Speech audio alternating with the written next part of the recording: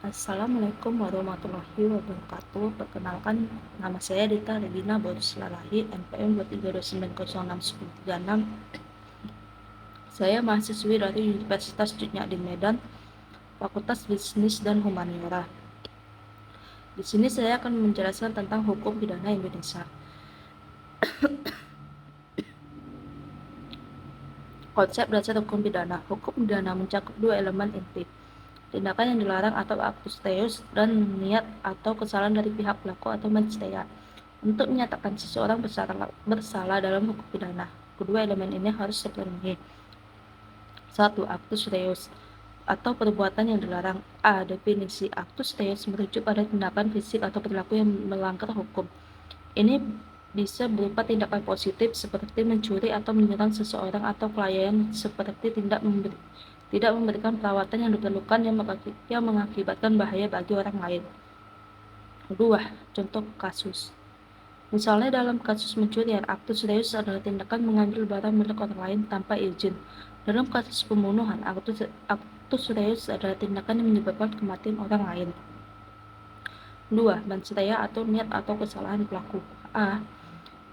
Definisi. Mensrea mengacu pada kondisi mental atau niat pelaku saat melakukan tindakan yang dilarang. Ini mencakup berbagai tingkatan kesalahan, mulai dari niat jahat atau malice aforethought hingga klien negligence.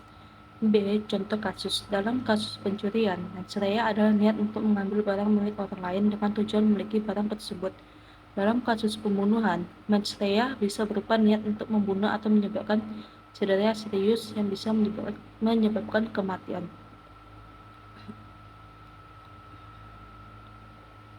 3. Pentingnya kedua elemen.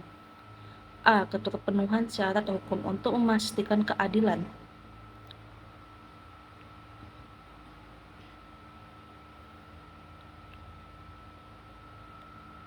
hukum pidana mengharuskan pembuktian bahwa seseorang tidak hanya melakukan tindakan kelarang, tetapi juga memiliki niat atau kesalahan yang sesuai. Ini untuk mencegah orang yang tidak bersalah dari hukuman karena tindakan yang tidak sengaja atau yang tidak disertai niat jahat. B. Pembuktian di pengadilan. Dalam proses hukum, jaksa penuntut harus membuktikan kedua elemen ini di pengadilan untuk mendapatkan vonis bersalah. Pembelaan bisa berfokus pada meragukan salah satu atau kedua elemen tersebut. Di Indonesia, prinsip actus reus dan mens rea diterapkan dalam berbagai kasus pidana. Hukum pidana Indonesia yang diatur dalam Kitab Undang-Undang Hukum Pidana atau KUHP mengharuskan pembuktian kedua elemen ini untuk menjatuhkan hukuman. Pembaruan hukum dan kasus-kasus baru sering kali menguji dan memperjelas bagaimana kedua elemen ini diterapkan dalam praktik. Dengan memahami kedua elemen ini, kita bisa lebih memahami bagaimana sistem hukum pidana berfungsi untuk menegakkan keadilan dan melindungi masyarakat dari tindakan kriminal. Tujuan dan prinsip hukum pidana. Hukum pidana memiliki beberapa tujuan utama, yaitu melindungi masyarakat, mencegah kejahatan, merehabilitasi pelaku kejahatan, dan menjaga ketertiban umum. Selain itu, hukum pidana didasarkan pada prinsip-prinsip fundamental seperti prinsip legalitas, prinsip tidak ada hukuman tanpa kesalahan, dan prinsip non-retroaktivitas. 1. Tujuan hukum pidana. A. Perlindungan masyarakat. Hukum pidana berfungsi untuk melindungi masyarakat dari tindakan kriminal dengan menghukum pelaku kejahatan dan mencegah mereka melakukan kejahatan lagi. B. Pencegahan kejahatan. Melalui ancaman hukuman, hukum pidana bertujuan untuk mencegah orang lain melakukan kejahatan. Ada dua jenis pencegahan: pencegahan umum atau deterrence, yang bertujuan untuk mencegah masyarakat luas dari melakukan kejahatan, dan pencegahan khusus yang bertujuan untuk mencegah pelaku yang sudah dihukum melakukan kejahatan lagi. C. Rehabilitasi pelaku. Hukum pidana juga bertujuan untuk merehabilitasi pelaku kejahatan agar mereka dapat kembali ke masyarakat sebagai individu yang lebih baik dan tidak mengulangi perbuatannya.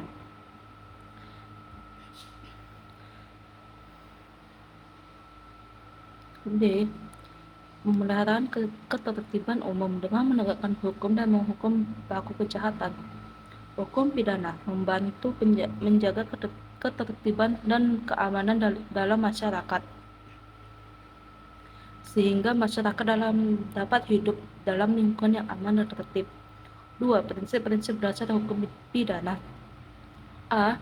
Prinsip legalitas. Prinsip ini menyatakan bahwa tidak ada perbuatan yang dapat dianggap sebagai kejahatan dan tidak ada hukuman yang dapat dijatuhkan kecuali berdasarkan undang-undang yang berlaku sebelumnya.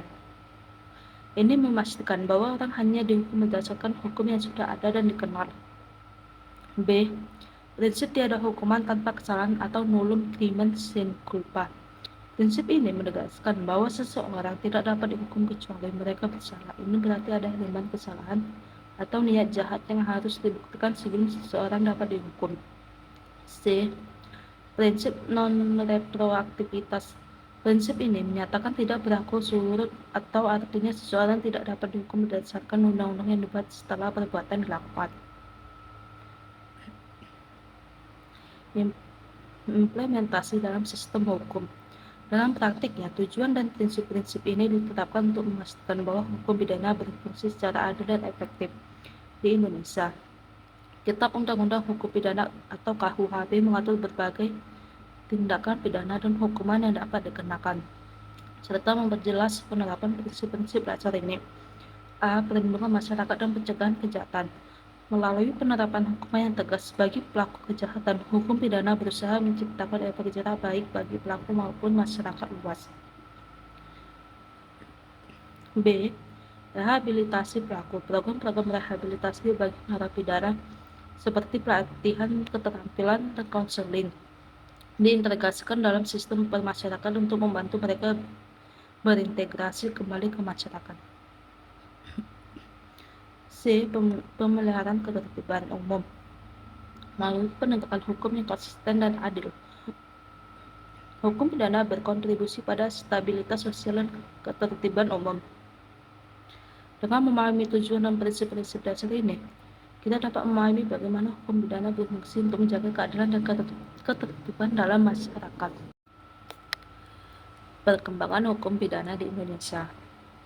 Sejak kemerdekaannya, Indonesia telah berupaya keras untuk memperbarui dan mengembangkan sistem hukum pidananya. Upaya reformasi hukum pidana ini bertujuan menyesuaikan dengan norma-norma internasional dan perubahan sosial ekonomi yang terus berkembang di dalam negeri. Pemerintah dan berbagai lembaga hukum aktif bekerja untuk memperbarui undang-undang yang ada, memperkenalkan hukum baru, dan menyempurnakan sistem penegakan hukum yang agar lebih efektif dan adil. Reformasi hukum pidana di Indonesia memiliki tujuan utama untuk menyesuaikan sistem hukum dengan standar internasional, seperti Konvensi Hak Asasi Manusia dan norma internasional lainnya. Reformasi ini juga bertujuan mencerminkan perubahan dalam masyarakat Indonesia, baik dalam aspek sosial, ekonomi, maupun budaya.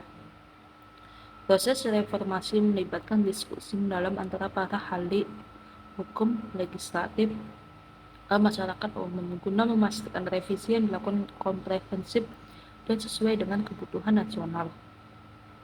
Salah satu langkah besar dalam reformasi ini adalah revisi Kitab Undang-Undang Hukum Pidana atau KUHP.